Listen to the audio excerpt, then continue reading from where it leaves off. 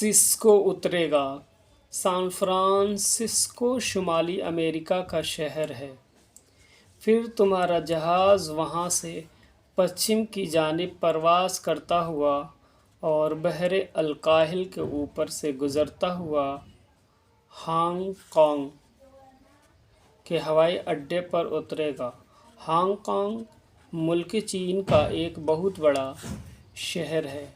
San Francisco और Hong Kong के दरमियान तकरीबन 7,000 मील तक पानी ही पानी है।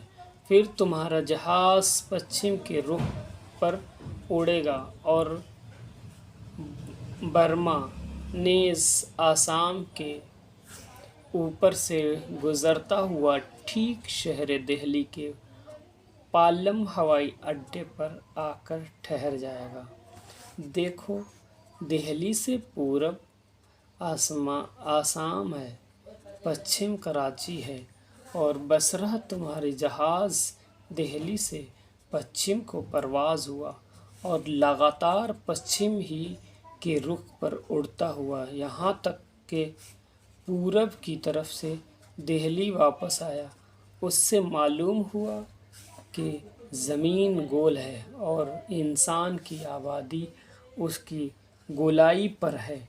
हमने तुम्हारे सफ़र का नक्शा बना दिया है, उसे देखकर समझ लो कि तुम्हारे जहाज़ ने किस तरह पूरे गोलाई का चक्कर पूरा किया।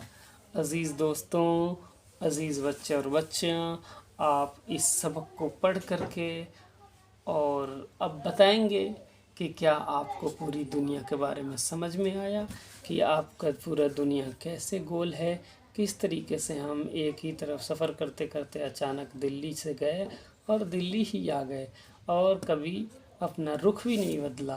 तो इससे मालूम हुआ कि हाँ, हकीकत दुनिया गोल है। और नक्शे को देखें और पढ़ें और अज़ीज़ बच्चे और बच्चियाँ सीखें और सीख करके इस वीडियो को लाइक, सब्सक्राइब, शेयर ज़रूर करें।